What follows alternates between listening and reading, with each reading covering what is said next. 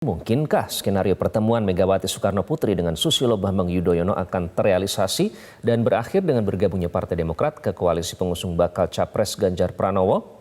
Kita akan diskusikan bersama pakar komunikasi politik Gun-Gun Herianto. Mas Gun-Gun, selamat pagi. Pagi Mas Gun-Gun. Selamat pagi Mbak Len, selamat pagi Mas Iqbal. Mas Gun-Gun, kalau kita lihat yang publik bisa amati adalah tanda-tandanya seperti apa. Kalau kita lihat lagi sekarang dari dinamika yang terjadi, apakah sudah ada tanda-tanda Demokrat ini akan lebih dekat ke PDIP, Mas?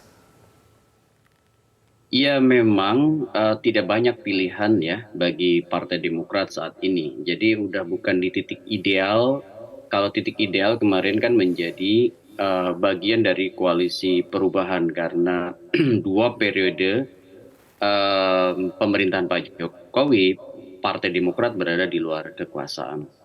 Nah kemudian makanya dari awal standpoint Partai Demokrat itu memosisikan diri ya untuk kemudian berada di koalisi yang berbeda dengan Pak Jokowi. Tetapi kemudian bandul politik kan berubah setelah terjadi kongsi politik antara Partai Nasdem dengan PKB.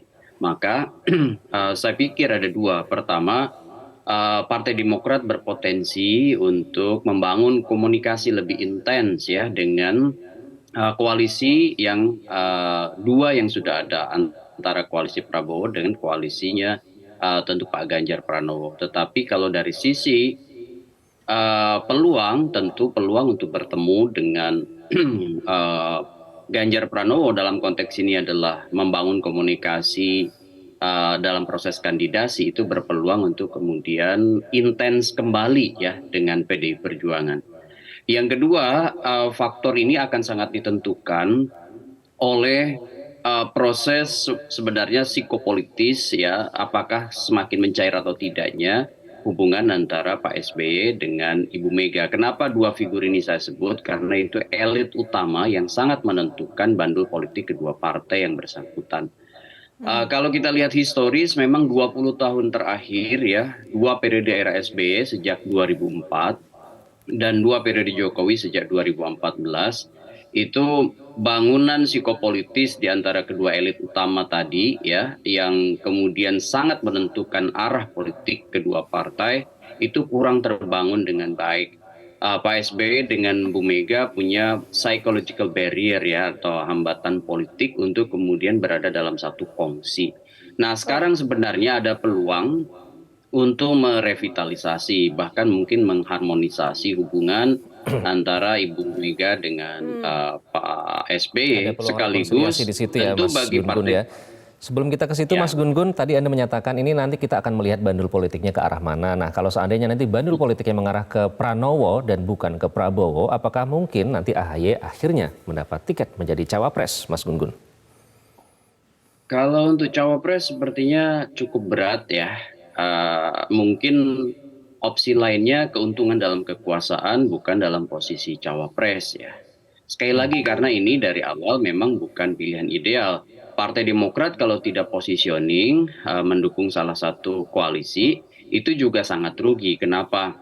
Di pasal 235 ya ayat 5 Undang-Undang Pemilu itu kan mengatakan bahwa jika partai yang sudah memiliki syarat untuk kemudian melakukan pengusungan baik partai ataupun gabungan partai politik yang tidak mengusung kandidat maka dia tidak diperkenankan atau tidak diperbolehkan untuk ikut pemilu berikutnya.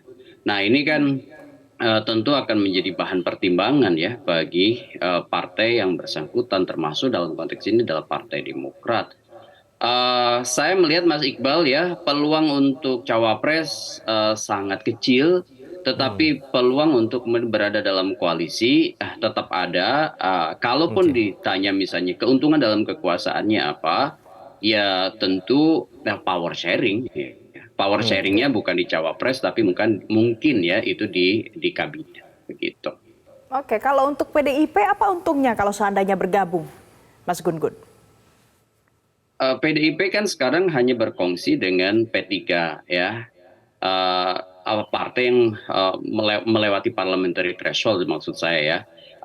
Otomatis kan meskipun meskipun PDI Perjuangan itu udah punya golden ticket ya karena dia sudah melampaui batas minimum yang disebutkan presidensial threshold. Jadi meskipun melaju sendirian kan dia sudah bisa mencapreskan. Tetapi untuk menang pemilu kan lain hal.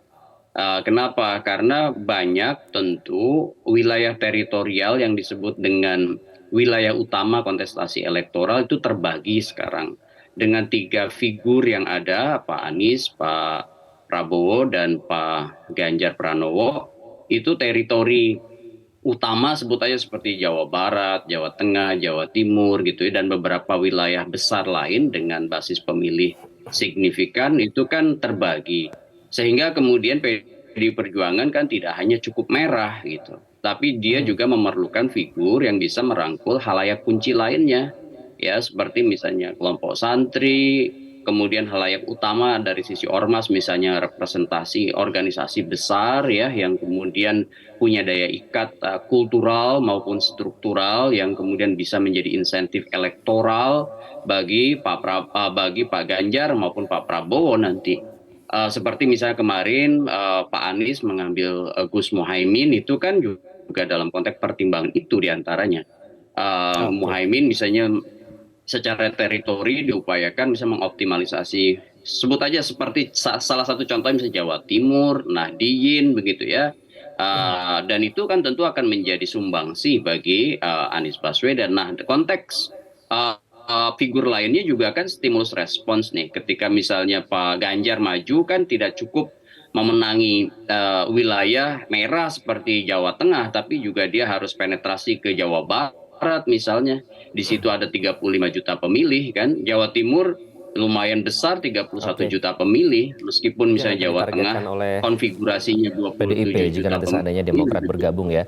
Mas Gun-Gun, kalau kita lihat ini kan baru mengirimkan anaknya ya, yang satu mengirimkan AHY kemudian bertemu dengan Puan Maharani begitu. Nah, tapi pertanyaannya orang tuanya ini kan sampai sekarang masih menjadi pertanyaan besar, apakah mungkin ini akan mencetak sejarah baru? Apakah cukup pertemuan AHY dan Puan ini menjadi ice breaking atau nanti hanya akan berakhir sebenarnya hanya sebatas seremonial saja atau menunjukkan image kepada publik bahwa mereka baik-baik saja?